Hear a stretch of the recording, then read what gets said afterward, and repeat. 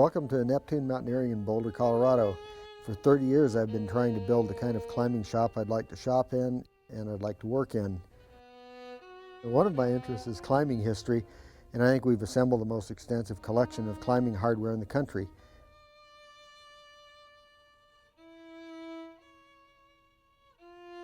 Neptune Mountaineering is still a work in progress, and I appreciate your support.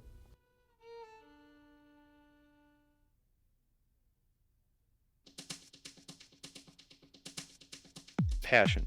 You can't fake it. You either have it, that all-consuming emotional pursuit of a singular purpose, or you just don't. At climbing, we have that passion.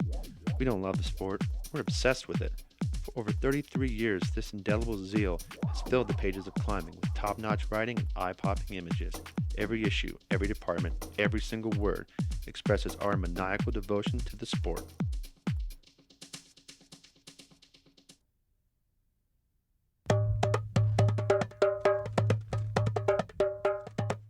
Splitter. Do you like that name?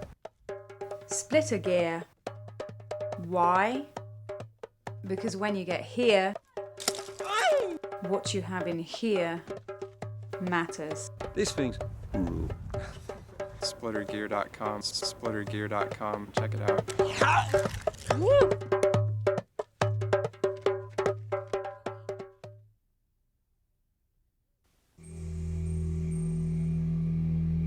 Before Harding.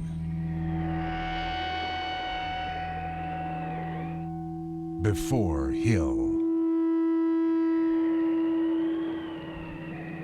There was Frank.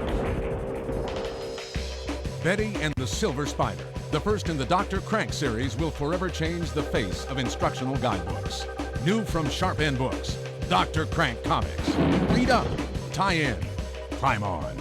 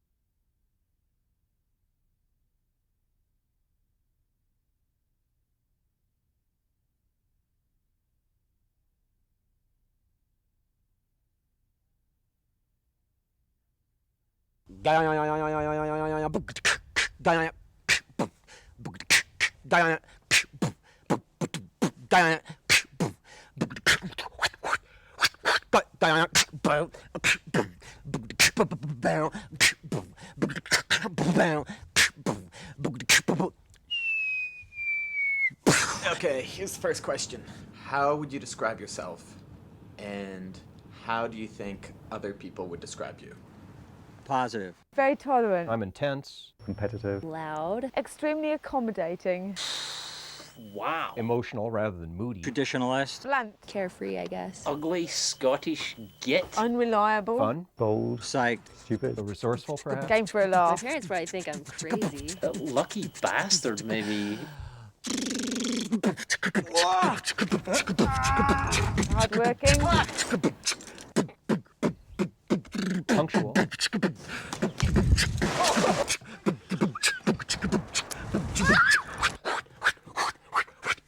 Willful. Great dad. Pretty strong, I think. A little over the border. Super precocious. Very tolerant. Outgoing.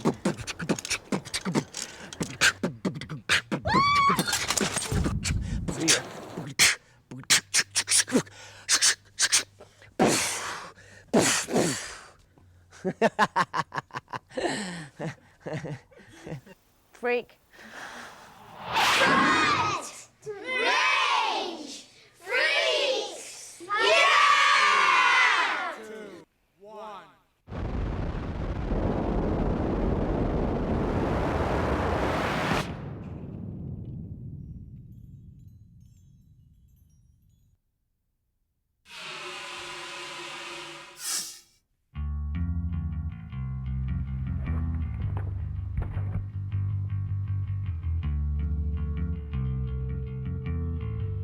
To me, it's like doing a high dive. You have to just totally close off and focus, and then you just explode out of it.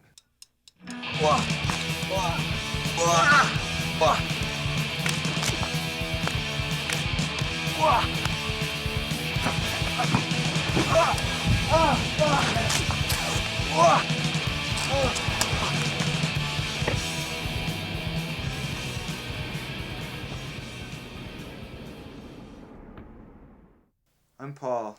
I'm 34 and I grew up in Boulder. And then came into the house and said, I work as a home health aide. She should be damned, for she had drowned her child. I live with Hallie, who has multiple sclerosis. We share a home with 4 cats, including our most famous cat, Dino. I hang out a lot with my Nepali friends. The Nepalis call me Talo Paul, which means bald Paul. My Tibetan friends call me Chukpu Chajangba, which means walks barefoot but has money. For 20 years I've been monkeying around on the local boulders. I've never been the strongest climber, but for whatever reason I have a natural ability to leap from hold to hold, to do what climbers call a dino.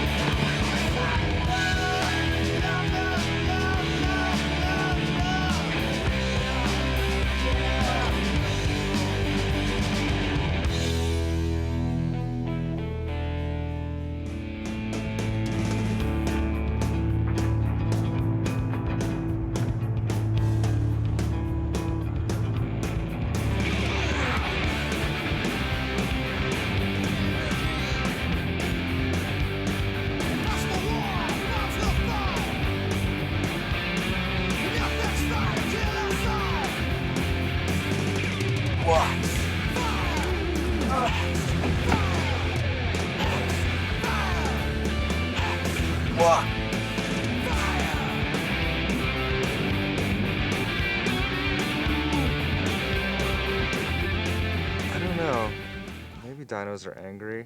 I don't think so. You're just the human animal as it should be, free to explode and do whatever.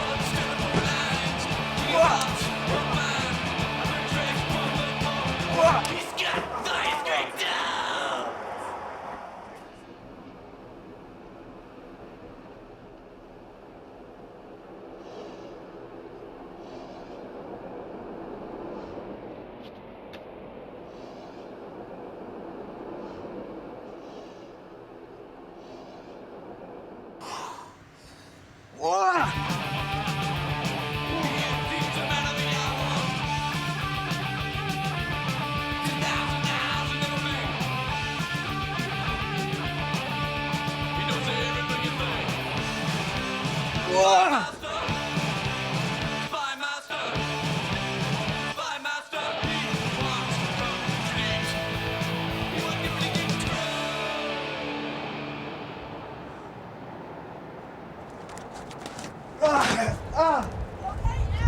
hit my head. Lower me.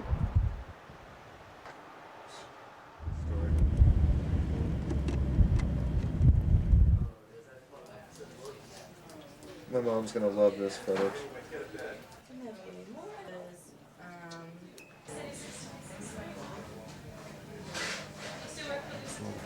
Don't hit your head every day, unless you're really lucky.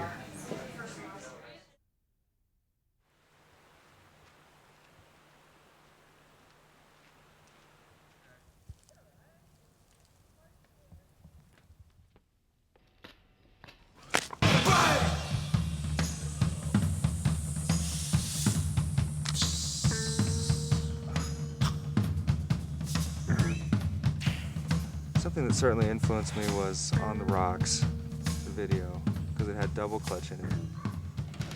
It was just so dramatic, and to me it stood out as the most profound thing in the movie. Look at that, and no one does that. It was so obscure. But it didn't seem like it needed to be obscure, like that could be all the time. Wah! Wah! Wah! Oh, fucker. Wah! Got it. Woo! Fuck.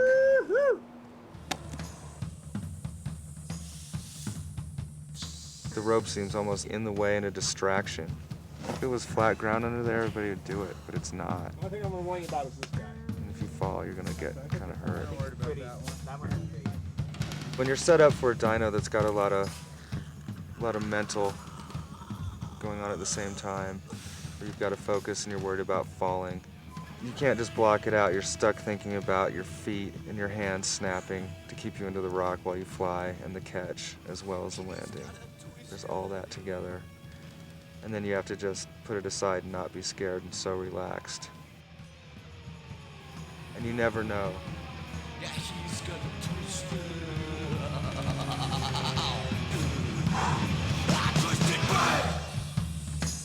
Wah!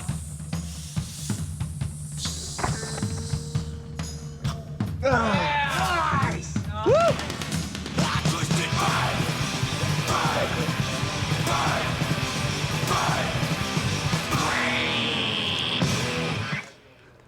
I did it. Fucking A.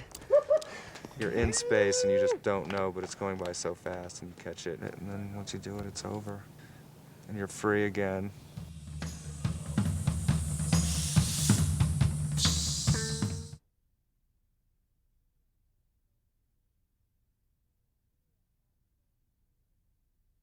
Julia Archibald Holmes. What a lovely British ring it has to it. Her mother was a suffragette and her father was an abolitionist. They sounded pretty right on for their day, and she just got rid of her skirt. I think a lot of men don't realise what women really do, what they get up to. There's a number of women out there now pushing the limits and changing the general public's view of what women are capable of. I mean, we've come a long way since the days of hoop skirts.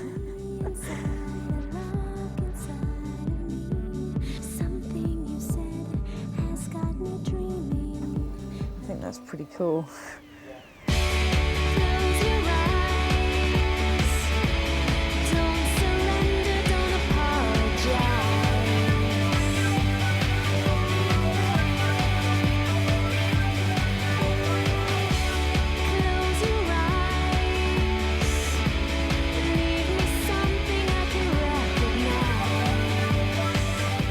I like things that are difficult and just physically challenging. It's like you're a precision instrument, and you know, when you get fine-tuned, you can do things you couldn't believe. That's how I like to push it.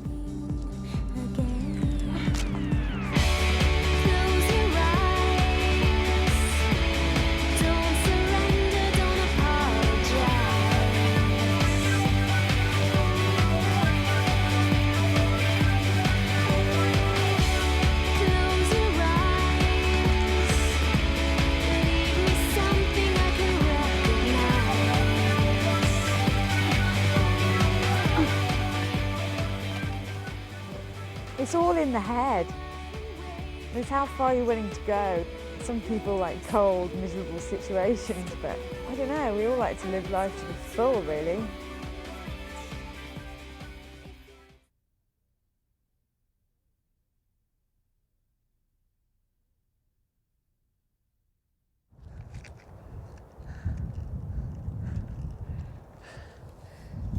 If you're super focused on a climb and you fall off, you don't even really know what's gonna happen.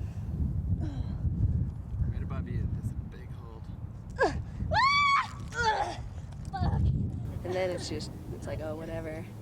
The falling doesn't matter so much. Sometimes like the letdown of not doing it that matters, I guess. Right. The wasp is A beautiful crack line. All natural gear. It does have one pin on it. It's thin, crack climbing at the bottom. Zigzags, the crux, it's a traverse. It's got definitely some face climbing on it as well. Feels like you could fall off anywhere on that route though. It's definitely sustained.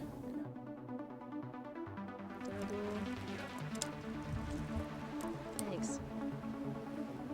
Okay.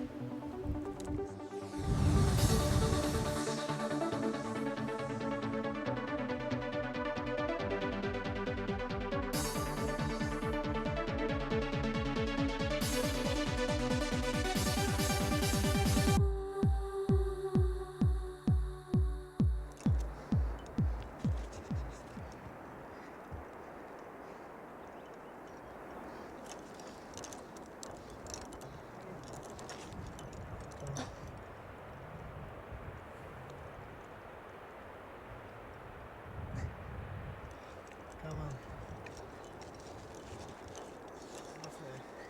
Nice. Good job. Nice.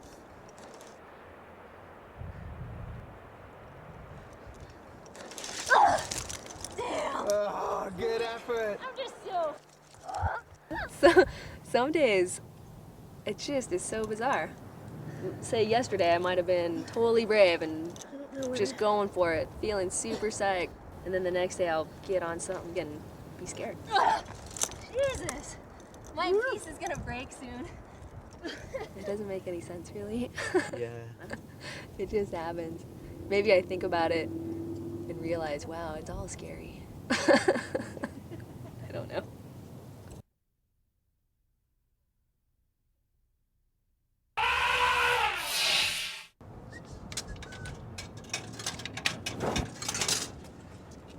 What do we got here? Avalanche sweep the Canucks. Fed surprises with race cut. Market soar. Soar? Wait a second.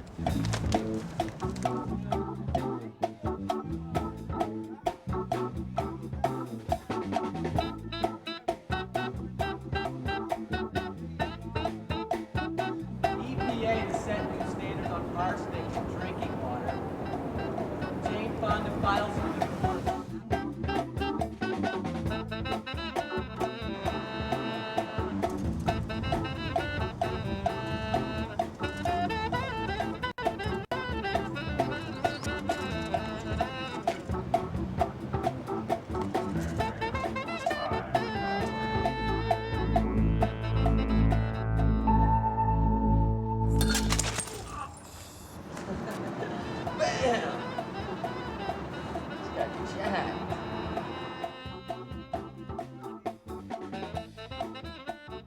Yeah, exactly, but I have a tendency to not do things that I tell myself to do, and especially things that you tell me to do, Rusty.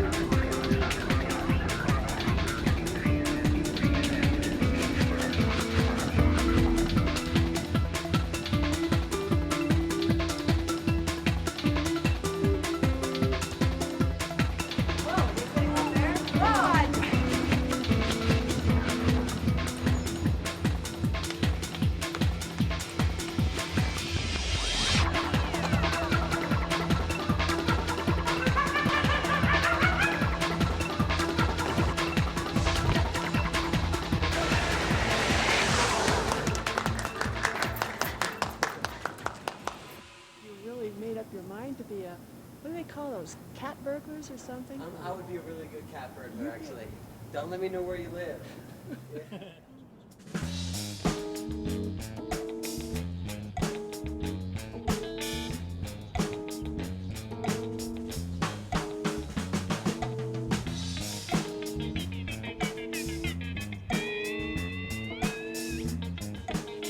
How many times? Practice? I've been practicing for about 10 years. 10 years? Yeah, for a long time. Ever since I went to prison. When I was in jail for a really long time, they made us break rocks with sledgehammers, and so we would be able to climb them too. No, I'm serious. I'm a felon. Yeah. Wow. Here are a couple climbers right here. See, they have special climbing shoes on right there. Right? That's cool. You can do good heel hooking. I'm sure. Nice. All right. High five, huh? Yeah. Rock and roll. Wow.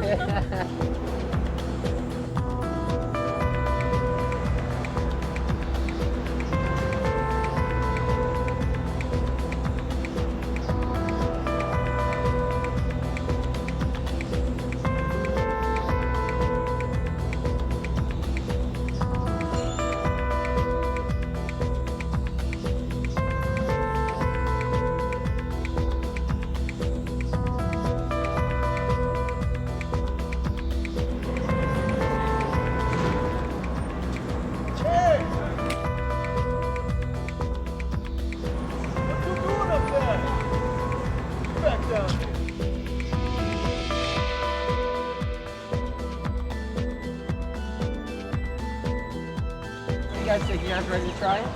Oh yeah. Come on, you're all over it, dude. Here, I'll give you the chalk back. It's natural evolution, right? Listen, I'm with you, dude. We start as monkeys, and we're still monkeys, right? I'm telling you.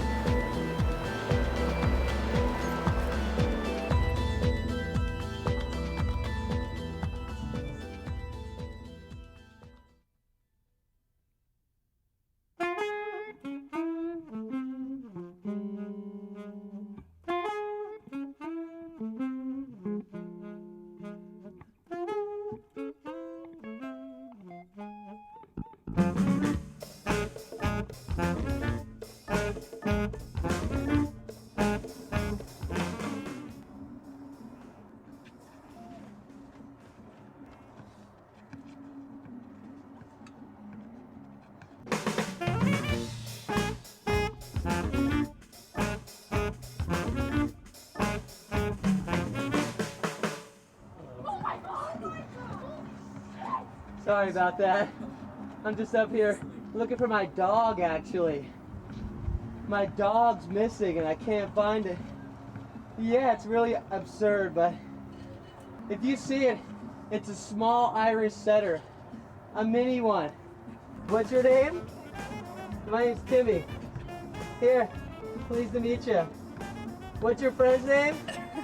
Kim, sorry about the scare. Actually, Kim, I'm coming to elope with you. Come on, let's go, sweetheart. Yeah, I'm just joking about the dog. Okay, see ya. That was the 7th floor, 7th heaven. Kim and Becca. They invited me down for cocktails later. All right, sounds good. I'll be down about 7 p.m.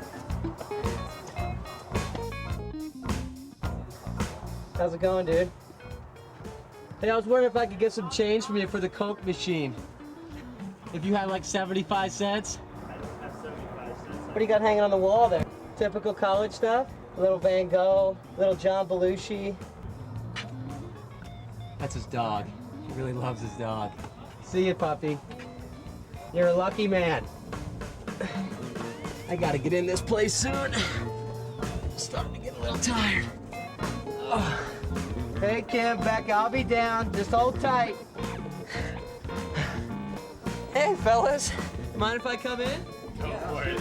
Excellent, dude. What you guys doing? Just out for a little stroll myself. You guys in here studying hard, I noticed. Video games. Yeah. Pepperoncinis. Uh-oh, there we go. Look what I picked up along the way. I got myself a nice little Debbie's treat. I think I deserve it. This is a climb. Did you climb well from done. the bottom all the way? I climbed from the bottom all the way up, yeah. Wow. Yeah, it was pretty fun. Would you like some Bill Debbie's? Now go for it. Do you want to celebrate with me? Man. Come on, we'll split it. We'll All split right. it. Come on. Together, we conquered it. Here you go. This is yours. Thank you. This is mine. Salute. Salute.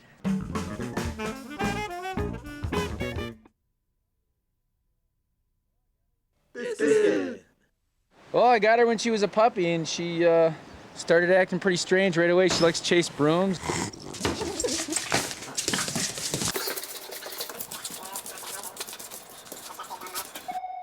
She's a pretty crazy dog, and I took her to Eldo, and she likes to climb on the rocks when we go rock climbing, so I just bring her along and let her run around and have fun.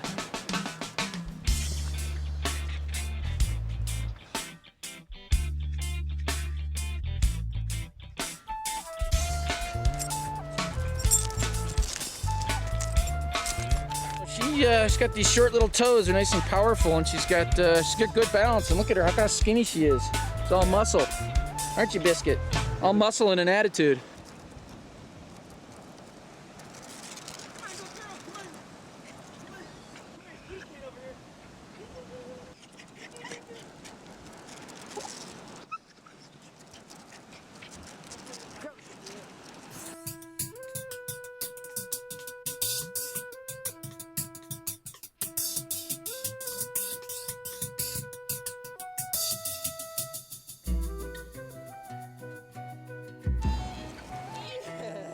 She's a Jack Russell.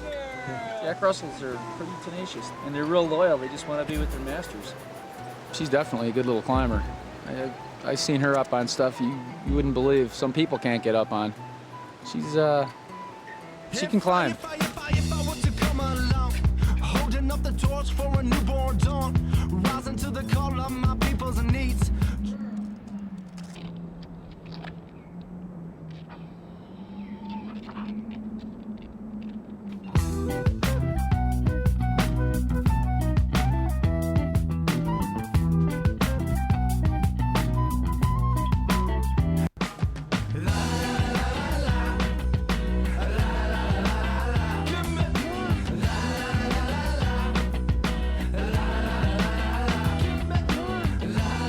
She just does it. She likes doing it. She has fun, just like everybody else that does it. It's the Lynn Hill of the dog world.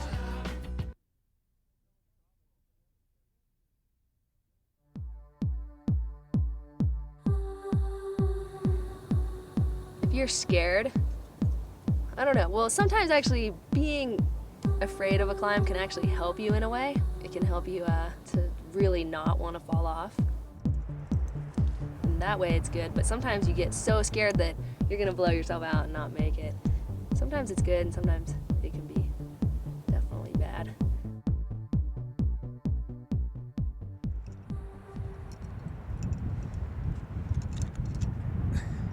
Nice. Solid. Good. Come on. Looking good. Stay with it. Yeah. Stay with it.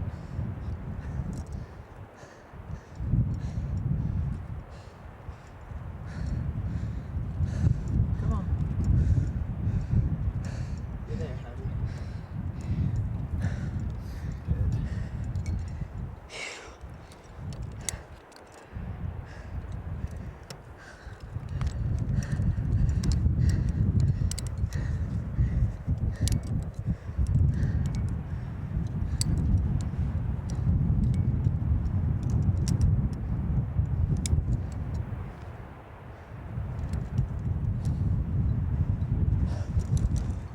Oh, solid.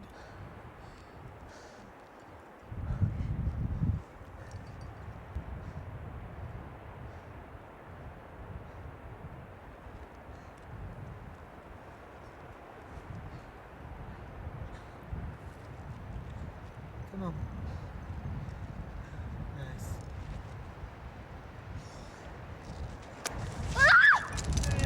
Shit!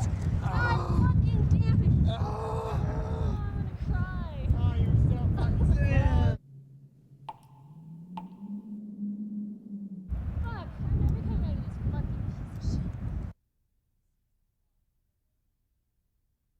Howdy, man. Please welcome legendary British climber Johnny Dawes with his You come across the pond.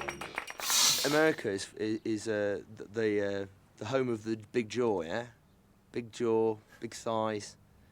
Sort of smooth, large, mechanical thighs that can go on forever, yeah? Pumping up and down a sports shoe. An American will arrive somewhere and pitch a new tent and have water cleaners and all the things you need to take your domestic situation into the outdoors. There's an English climber gets up too late, forgot what they organised last night, then realise what they organised last night, ring up the other person, the other person's forgotten what was organised last night, and then I'll go out climbing. It'll rain, so they'll go somewhere different, and they'll try an eliminate where you can't use your thumb on a hold, and do a really, really hard move, and then they'll name this problem, and then put it in a magazine and tell Americans about it, and then they'll come across using their map to England, where they'll use their REI toothbrush to clean off the chalk and stuff like that. Do you see what I mean? That's my little story. once again, folks, Johnny Dawes with his You come across the pond.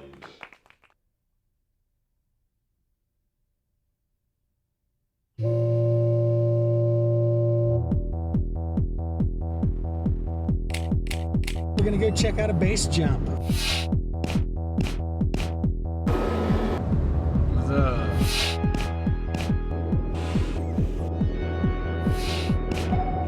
First time I saw Hank, he was wearing women's panties, doing a nice little dance at the top of a hill. So, you know, I figured he'd probably be a good guy to get to know. It's what I consider to be one of the scarier climbs I've ever done to get to the top of a base jump. I mean, it's not so bad at 50, 60 feet, but when you get up to like 150, 200 feet, you know, your ass starts to pucker just a little bit. What time of day are we gonna go out? 5:30 in the morning, Sunday morning. Hopefully everybody's had a big night, and all the people who might be watching or give a crap about this will be asleep still. I'm gonna go check it out first to see if, you know, they haven't thrown a big fence or barbed wire up. Something tells me it ought to be no problemo.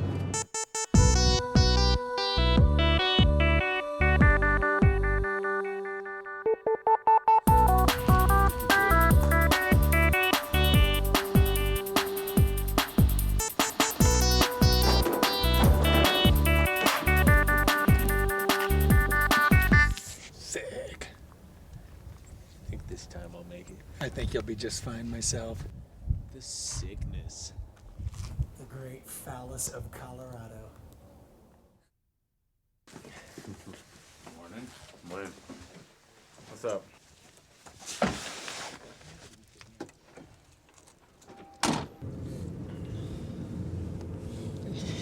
Nice. Oh. I feel bad. Pete bought us too much beer last night. Hey. What's all the hubbub, bub? So what do you guys think? Is it a good morning? Oh, we'll find out when we get there. On this side of town, it seems a little breezy, but we'll see once we get there.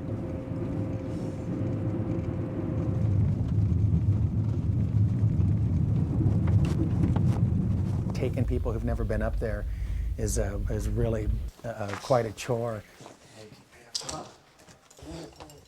You're going to take other base jumpers up there that aren't climbers. You want to make sure they don't have an aneurysm and pass out and fall or something like that. So I'm not a climber. Just goes. To keep people from climbing it, they've beat the rungs off for the first 30 feet. So I got a piece of climbing rope and clipped that thing in. And Worm started thrashing. Since he's not a climber, he doesn't know that, dude, your feet are really important.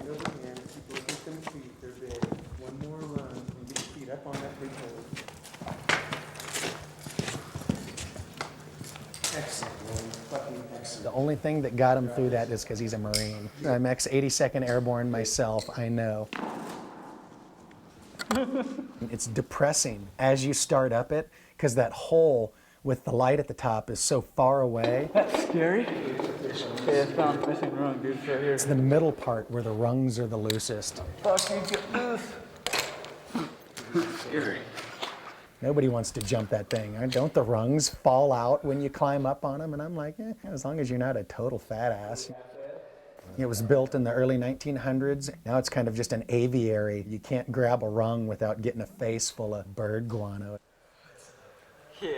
As it gets sunnier and you get closer to the top, it gets a little cleaner. The rungs are a little more solid up high. Yeah, what's up? It gets lighter and lighter, and it's like, the Rocky Mountains are out the top, because, you know, you're in a bird poop-filled tube for 400 feet. Hey, about that, Hank? I'm nervous. Look in the camera. I'm nervous. Do I have pigeon crap in my teeth? No, do I? Yeah, you're totally full of. It's disgusting. I'm gonna hurt you. Worm? Yeah. Welcome to the top, my friend. First time. Once you get to the top, and you're so high above everything, you feel like you're king of this little valley. My comfort zone is the climb up, and then I'm nervous at the top for the jump. 10 seconds. 10 seconds. You got cars, Hank. What? Well, we're busting anyway. I mean, we're up here. Well, then either that, then let's go, or fucking. Lick it. Is that 3, 2, 1. See ya.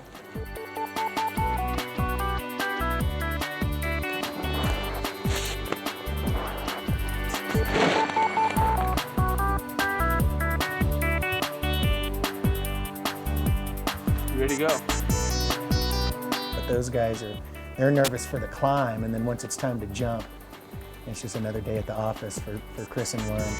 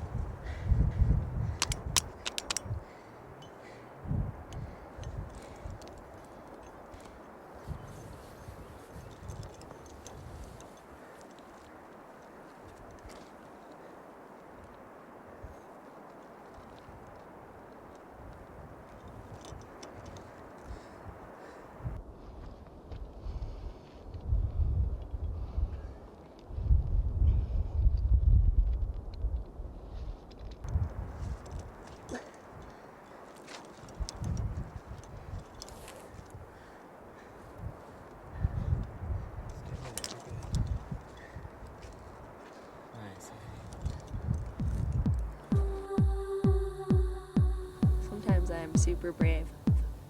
It's great when it's like that. I love it when I'm not afraid, when I don't need to be afraid, because then it's just happening. You're just climbing and feeling free.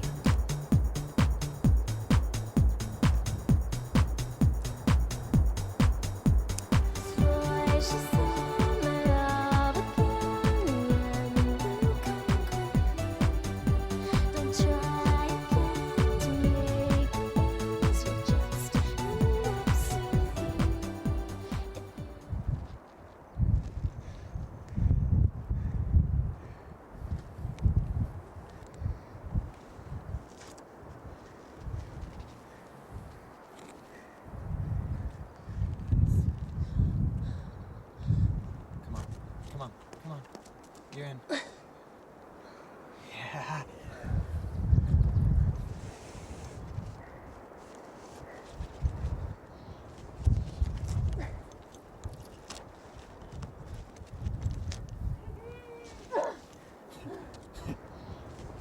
Oh my god.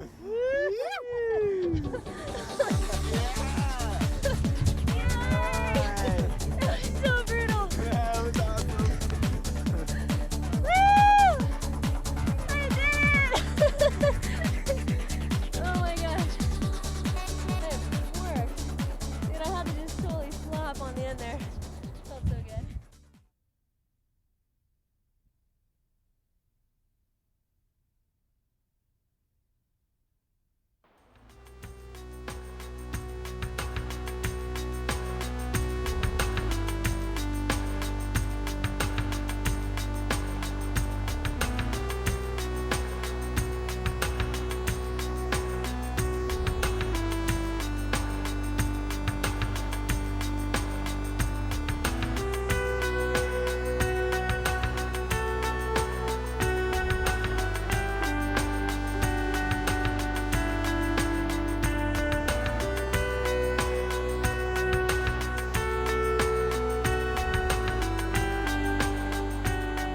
About for Derek is, I'm sure a lot of people think about this too when they see somebody soloing, is, aren't you scared? No, not at all. It's more scary just wandering around at night, you know, in case someone mugs you, rather than soloing is just a normal, seems very natural to me.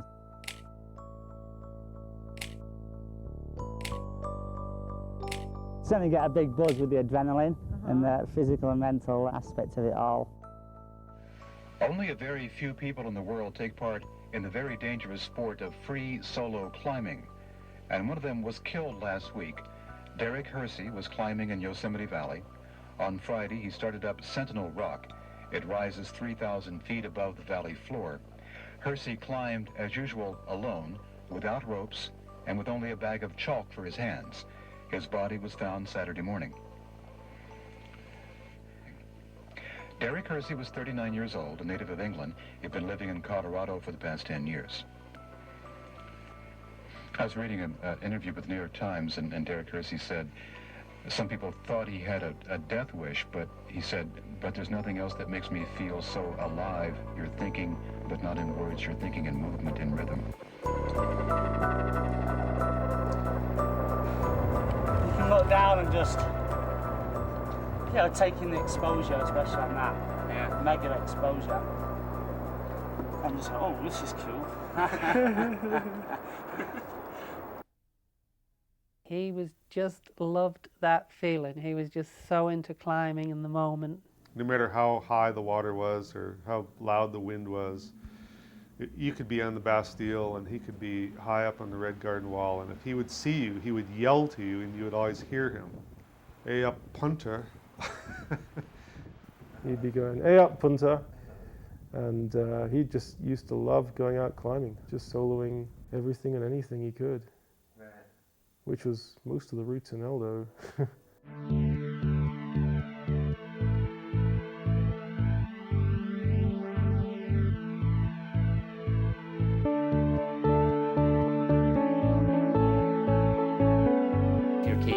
Soloing 511, then Jesus, I mean, a day in El Dorado could be the most incredible experience. It seems to me like that was purely for Derek's enjoying it.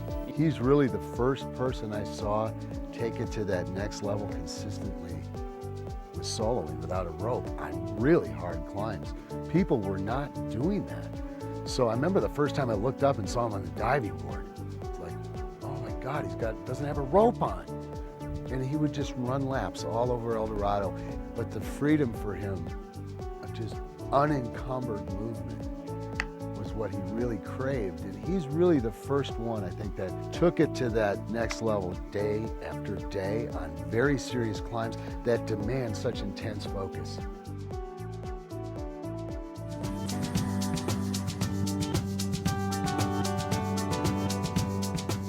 I heard of the time you soloed the diving board, your first climb here, is that true? Definitely. Winter, 01 here, midweek. What did you think of that? I thought it was the best trip I've ever had.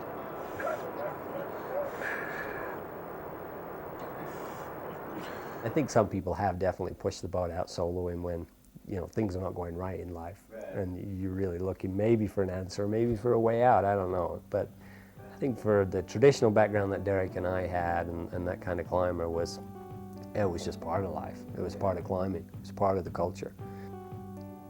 You know, you do a share of leading, some following, some bouldering, and some soloing. If you don't go soloing, there's something wrong with you. You have to go soloing at some kind of level. In Derek's case, he got it to a fine art, so he could solo not far from his leading limit. And he kept that going for years. Well, I think Derek was very comfortable on rock. That might sound simplistic, but if you think about all the situations when you're climbing and you're uncomfortable, multiply that by 100 if you're soloing. The position or the noise or the lichen or the humidity. And Derek would climb under all kinds of conditions. Sometimes he would do them under sort of appalling conditions, but he just liked being up there.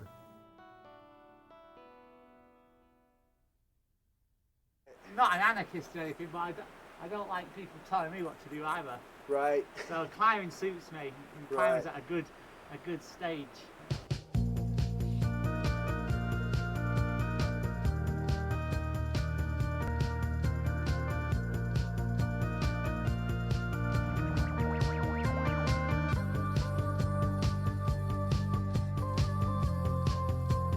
You know, when I think of Derek, I think the first thing that comes to my mind is just that great big laugh. Yeah!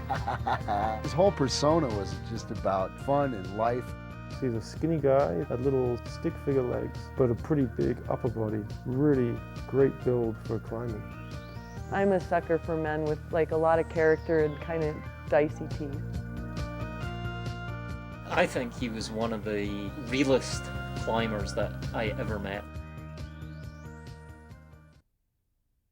Self-expression. No one can tell me what to do. And that's another good reason for soloing. Re-soloing, it's total expression. He used to be so single-minded, he owned virtually nothing. He'd just have some thrift store clothes, just sleep anywhere. He had this nickname, Dirty Derek, which was not inappropriate. He'd never cut his hair. He didn't shave for like, I don't know, 20 years. If it was simple, and it was functional, then that was generally good enough for Derek. He seemed to barely work, managed to get by, climbed like all the time. He ate crap for a diet and he'd go out and just crank. I was a vegetarian with this incredibly picky little diet, working out in a gym, and Derek just stepped into it and said, hand me a French fry and a beer. And that other phrase of his, a Nuki Brown, upside down. Nothing better, mate. Because after you go climbing, you go drinking, especially in the late 60s, early 70s. It's kind of almost like rebellious kind of a sport. It wasn't pansy tennis, you know, or skiing. It was, so that suited me. He'd be loud and jolly, like a sort of skinny Santa Claus. You could hear his voice all over the canyon. The phrase, mouth of the canyon, refers to the narrowest point of the canyon, the lowest point of the canyon, or Derek Hersey. You'd see tourists in the valley at Camp 4, and I mean, they'd be from LA, the suburbs of LA, and they'd be scared when we'd arrive. But within days, they were part of the team, you know. they'd signed on, and Derek was making all the noise.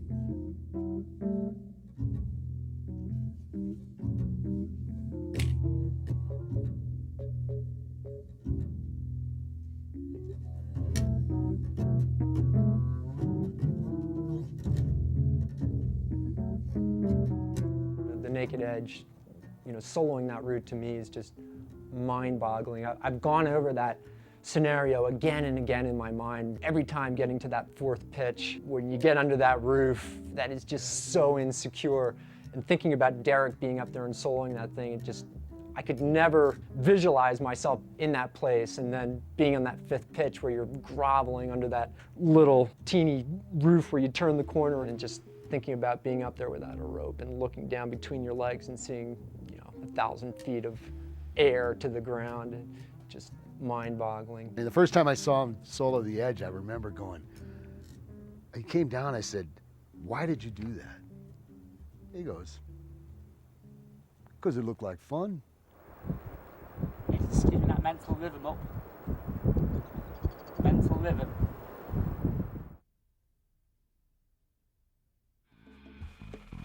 That's a good example of Derek soloing under poor conditions. Because it was 4th of July, the route heats up like a microwave.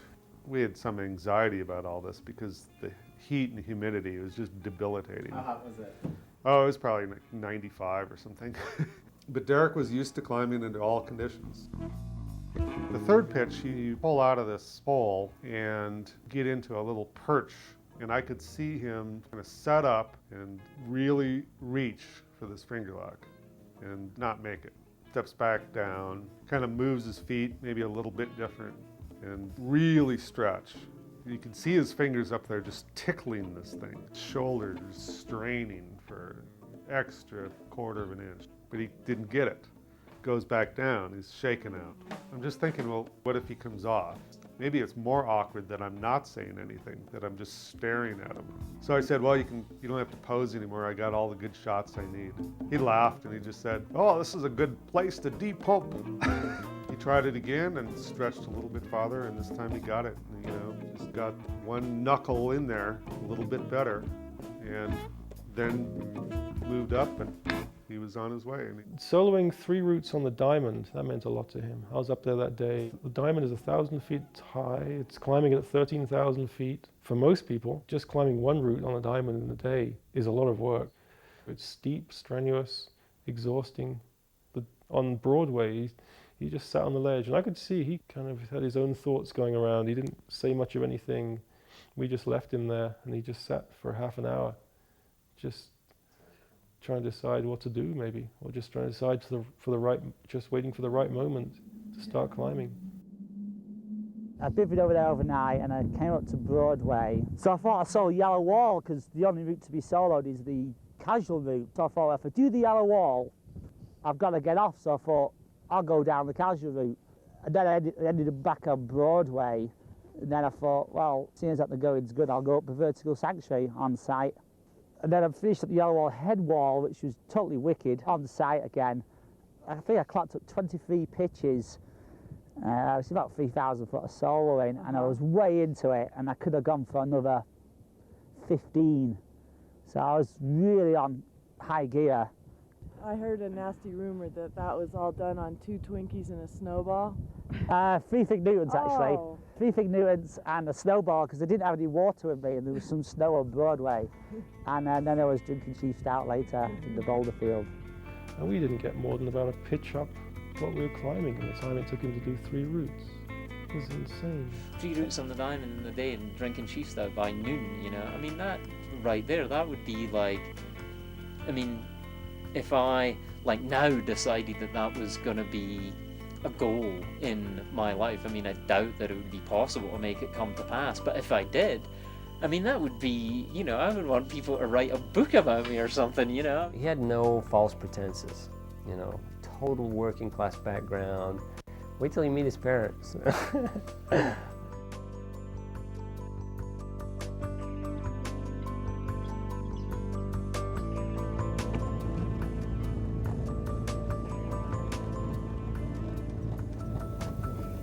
Many happy hours walking with my son Derek. I was attracted by hills, scenery. Derek, when he was finished school, he was working a little bit. So he decided to take walking up. Long distance walks. And I was left at home. Was, doing the washing and cooking. Well, Looking after the, I wasn't after the interested in berries. this. I remember one time walking along this ridge, and between one rock and another rock, the sheer drop. The only way you can do it by jumping across. I got courage to jump across. I took a roll with him that day, beginning to learn rock climbing. Here, Daddy, I'll send you a rope across. Put it round your waist. I said, jump. If you fall, I'll catch you. Yeah. No fear, as I said. I was scared to death. No fear. Just walking at freehand. And he decided he'd seen his rock climbers. Thought he'd have a go himself. Got around different places. He always had a great big piece of cardboard where he was going, and it was like this, thumbing the left all the time. Yeah, always. What were you like about climbing? Me? Yeah. Oh, I thought it was stupid. Daft. Why? Well, I don't see any sense in it. Just climbing up a wall, up a mountain like that. I had an idea what it was all about. His mother knew the first thing about it. Didn't want to know. I used to get annoyed though. He used to sleep out all night at Stony Middleton. He used to come home as black as the ace of spades. And I used to say, why don't you come home and you've got a lovely bed here? He used to sleep on a foam in a bush shelter all night and then go on climbing. I used to go mad because he had a good bedroom there. Yeah. Oh, that was Derek. Where did you sleep? He was a cave. Cave, dirt, yeah. Dirt and everything. I used to say, get in that bath. Yeah. Sandstone in his hair, and to go on there and see if I see any rats. You know, I said, I've been there, I'll kill him.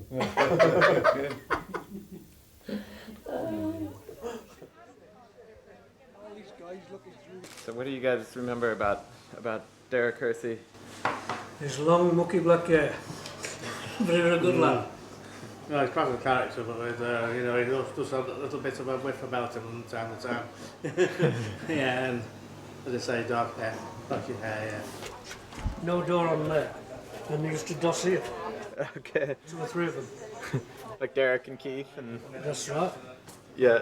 And then also they were used to it, you can have another look. Now, was that okay with you that they were dossing there? Didn't mind at all because they were like security. Right. Those days it was just a circle of hardcore climbers. Which I've got to say this now, today, this generation, to me, there are a lot of wimps. Because they're all indoor climbers. Derek and he used to joke, say, oh, well, I come from doing, I never had nothing. But I mean, I couldn't give him money, but I could give him a good home, food, and love. Yeah. But I mean, some people had money to give them, didn't they? But I couldn't give him plenty of money like a lot of mothers could. But like I say, Mick centred them. Trees soloing without ropes. I didn't know those. We didn't know. We found out since. Yeah. We've used a lot of it. He used to always call him the loner because he was a right loner. He never mixed up any of his school pals. He'd just always be on his own.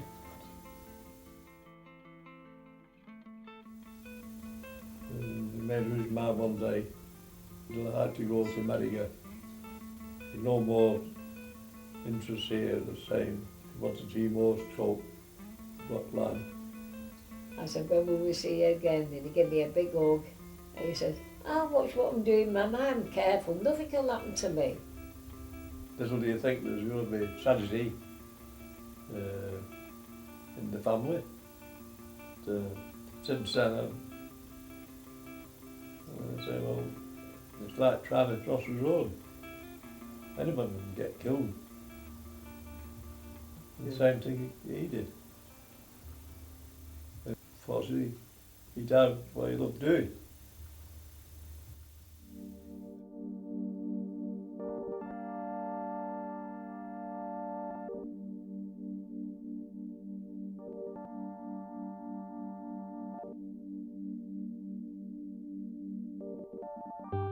I think he found his forte when he came here and felt very comfortable soloing high up.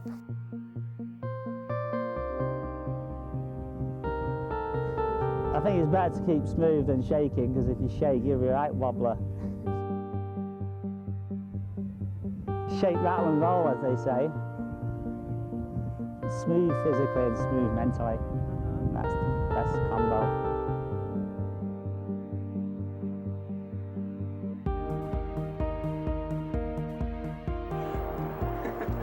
What, do you ever look down when you're doing that, Derek? Yeah, all the time. All the time. Just to let you know where you are. Rock will have its way if you're not careful. You mean you want to know where you are, you don't not want to know, huh? There's certain spots where you want to know where you are, and you go, oh well, it's time to move on. And you've had a few seconds on a hold, especially hanging. Time to move on.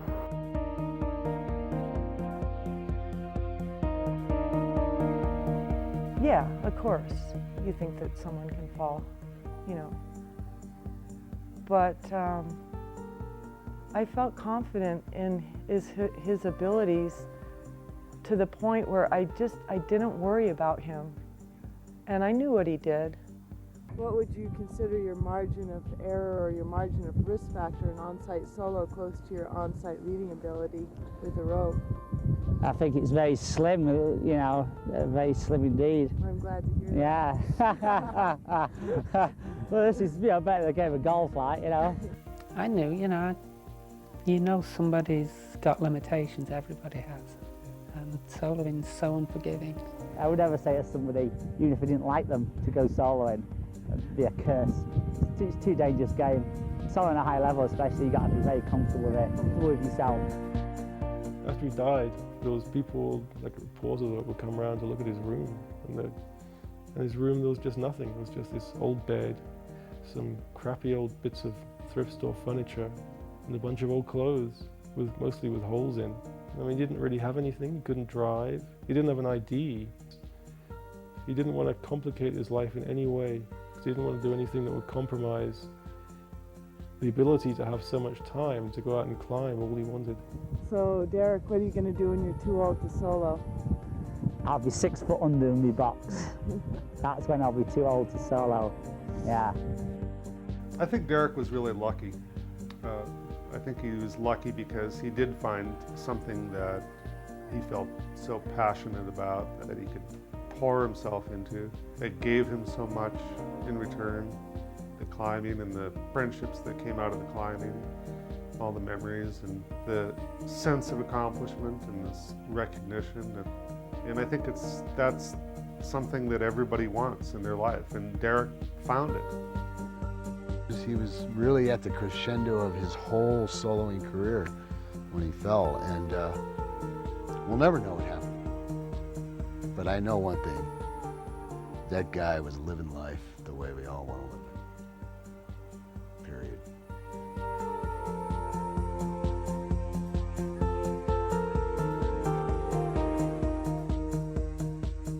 If there was any memory, it's just his laughter and smiling and joking and laughter. Just a really sincere person that, you know, is irreplaceable. And all the characters always are irreplaceable. Pretty amazing. ready? Yeah, here's the derrick. Right.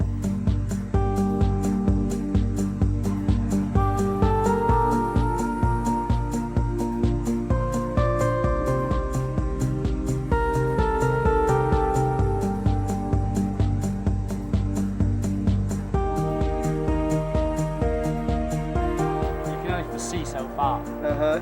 The rest you can't see, obviously. But that's what makes climbing interesting. Just having a look down the corner.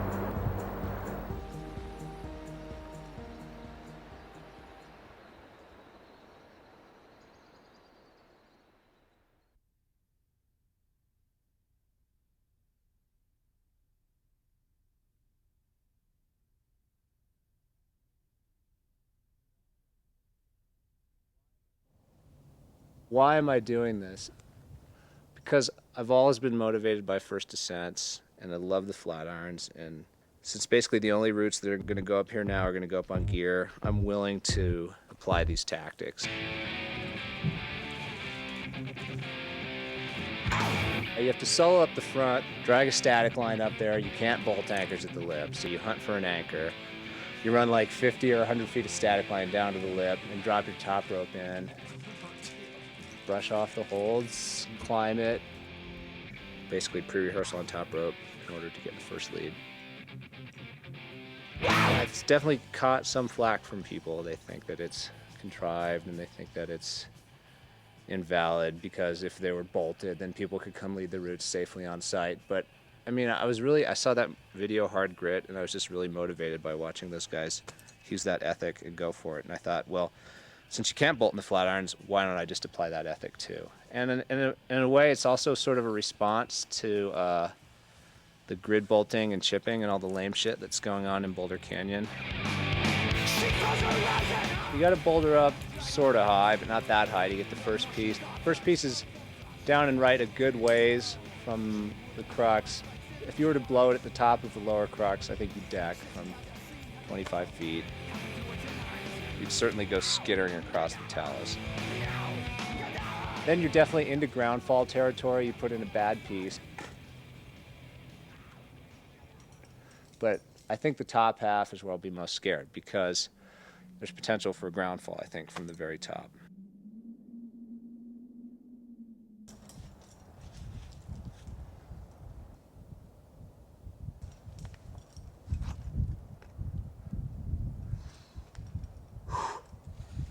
One bad piece near the top, it's going to tear. And yeah, if you blew the exit, you'd go all the way to the ground.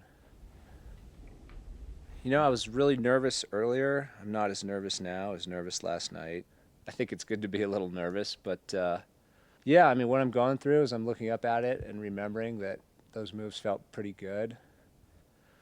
But I hope I don't fall off the top. Hey, Zach. Yeah.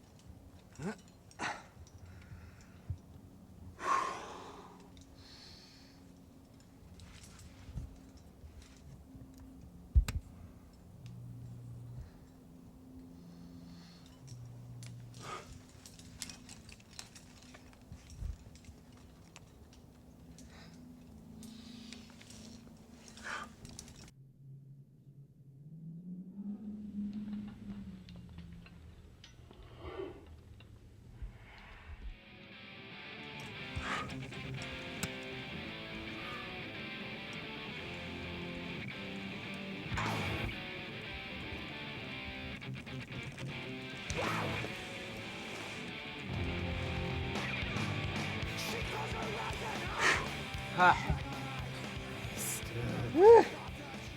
Yeah, okay, I was scared. Yeah, right now. Pull me right off.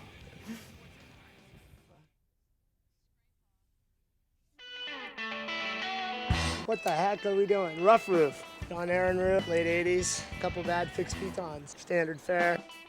Don't know anybody who's done it. I don't think anybody has since John did it. Well, I think it's broken, kind of rotten, a little fractured. I don't know. It's probably okay. What was it, about a year ago or so? I just decided that I'd go through and get every route down on paper that I wanted to do. Make it easier, wouldn't have to ferret through the book every day. So I came up with this list. Not too many people have done too many of the routes on the list. They're all obscure. There's some classics. Yeah, I'm pretty obsessed. It's kind of silly. And it's getting kind of ticked. There's some toughies out there still. Okay. Rough roof, here it is. The mighty rough roof. 12B SVS. This will be very interesting. You know, anytime you gotta trust old pins that haven't been tested in some time, it kind of makes you think, and you know, there'll be no chalk up there. And Yeah. I love on-site climbing. That's, I mean, why the list exists, you know? You can go out and do new things all the time, so just take it like that. I think that VS means that if the pin pulls, it's S as long as the gear stays in.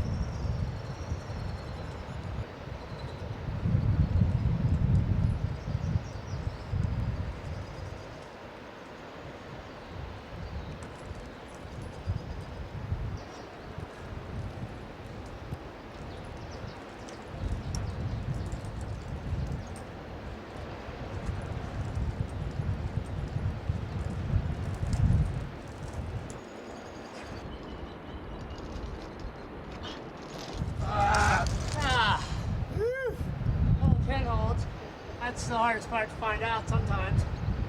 Anytime you gotta start getting dynamic on these on dicey gear, it's a little more committing, you know, because the chances are good that you might not make it, and you gotta test the gear even though you didn't really want to.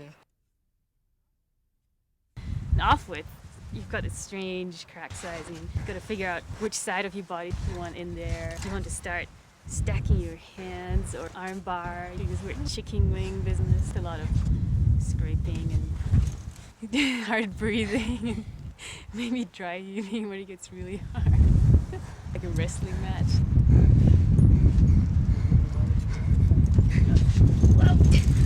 It's kind of cool. It's like full body workout.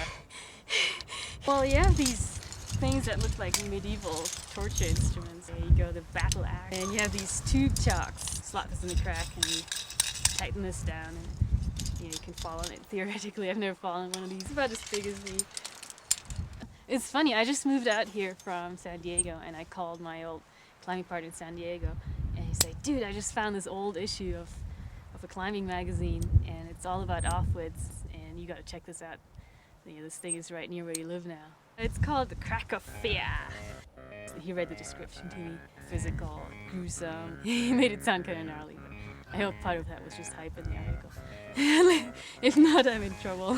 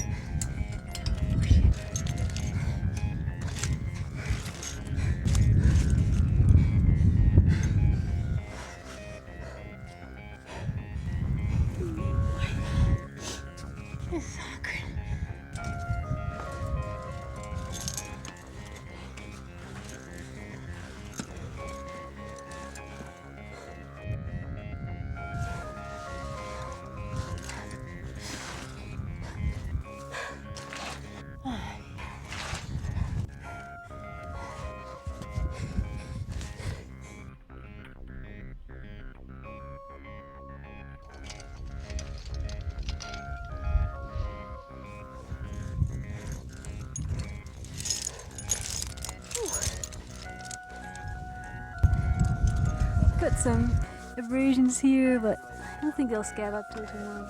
My knees look really pretty. Skin loss. It's not that bad. So how do you feel after It's the best workout you can get.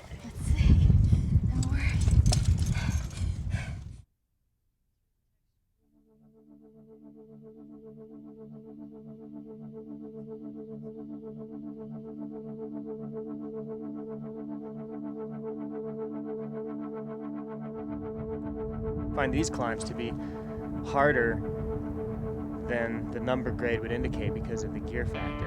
You need to be totally ready to dial in lots of funky little gear, and I love that part of it. Almost as, in some ways, better than the gymnastic side of it.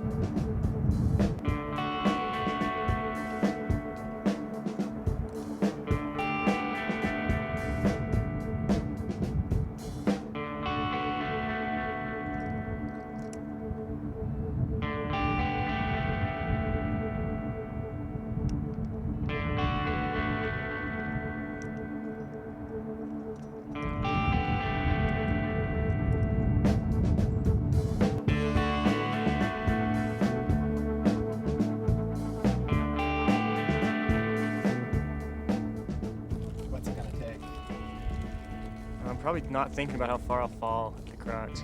Kind of climbing into a little tips crack right on a overhanging wall with bad feet and one piece of gear. Kind of close, and the rest of it's pretty far away.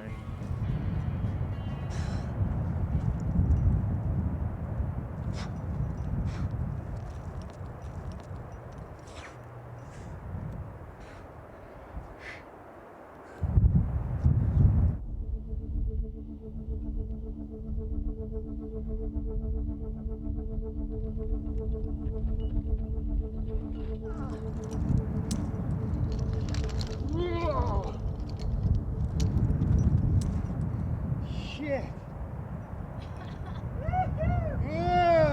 Woohoo! That was a big fall.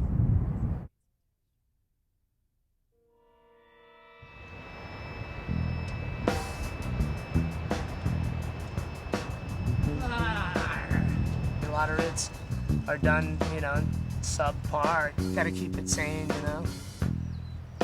It's definitely a touchy thing, trying to push the envelope in your own climbing ability, you know, stay safe. You gotta come at it day after day. It's not about getting hurt, so.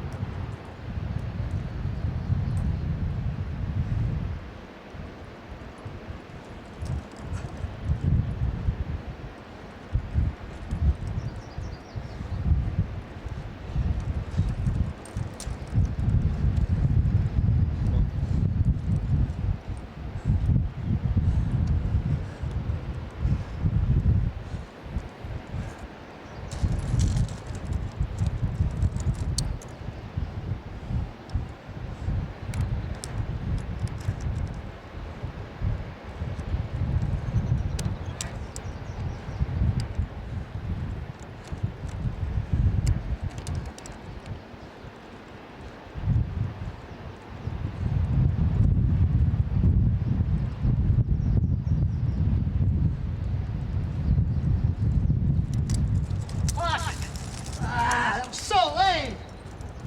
Fuck! Oh, I couldn't keep it together. Damn it! That was piss poor. Ah! All right, down a little. How many years have you been climbing in the canyon here? Since 1974. 28 years. That's scary. Yeah. But it's so fun to come out here and think, gosh, I've been climbing out here for a whole lifetime almost. And it's great. I love it out here. Silver Raven? Silver Raven. This will be my red point effort. Feels pretty good. I can't see. I've only been on it once before, and I Okay. peeled. And at the crux, it's so thin you don't even get your fingers on these tweaky little edges. You know it's going to be hard and thin, and when I get up there, it might be a different story. I might be going, oh, watch me. I'm sure I will, in fact.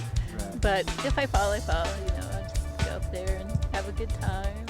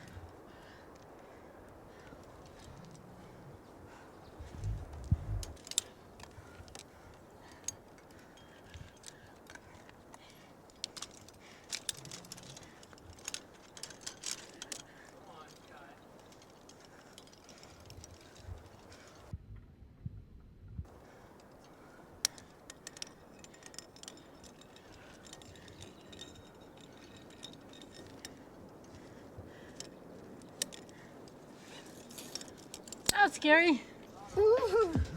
Good job.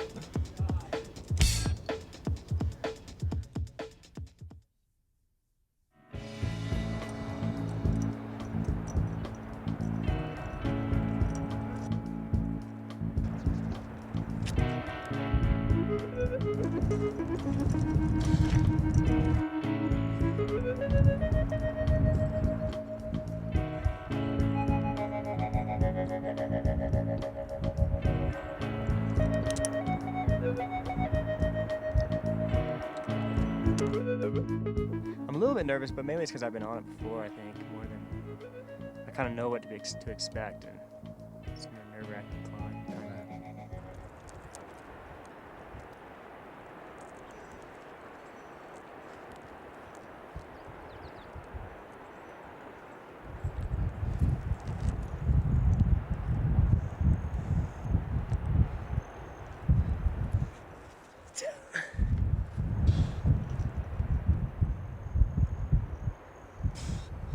Good. Come on.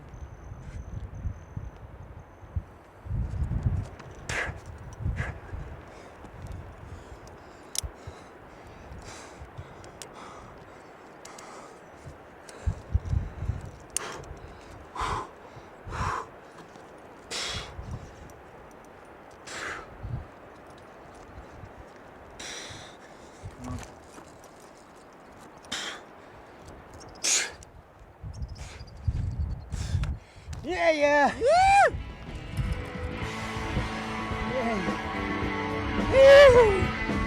Yeah, yeah. Nice. Spanker. Woo! Awesome! Woo!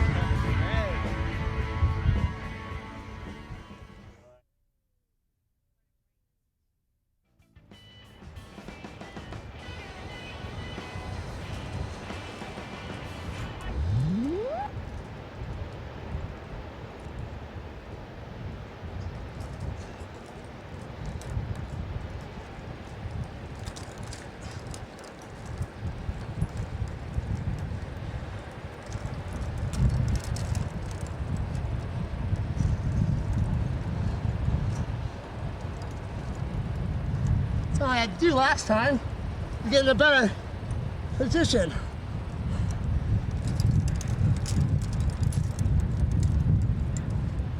Well, took the ride, but sometimes you gotta do it just to get the confidence.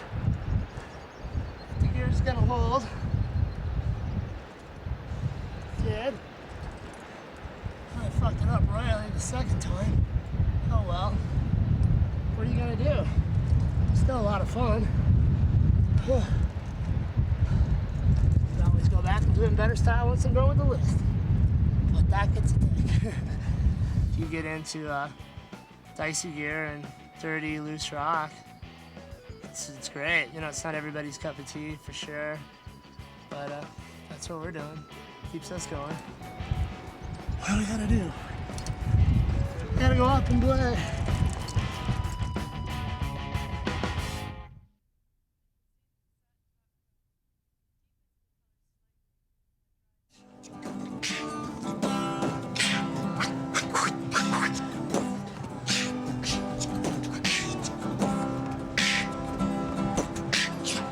Yeah, that's right, as we rock out on Pearl Street Mall each and every day and each and every night, I got my friend Marcus with West Nile virus. He says he's got nothing witty to provide us, but I say, yo friend, let's not pretend that you and I, emails will never send.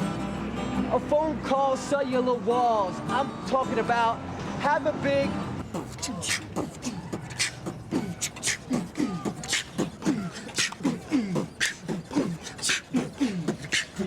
Yo, snow cones, don't you know? We love them, and then we got some snow cones. Yeah, so snow cones. Yeah. Yo, snow cones are good. Yo, snow cones, eat them like you should. You know you love them, you know we need them, you know we eat them.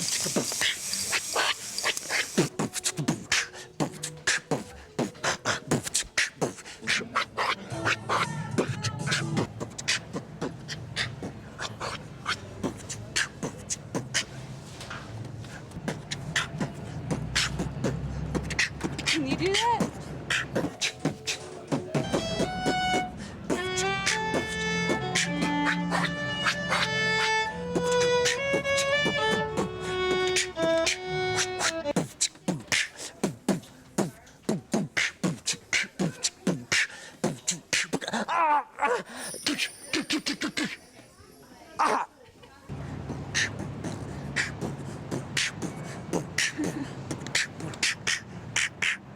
Tony Goffredo, 67 years old. I cut hair. It's always a good feeling when you're climbing, but it's a better feeling when you're at the top.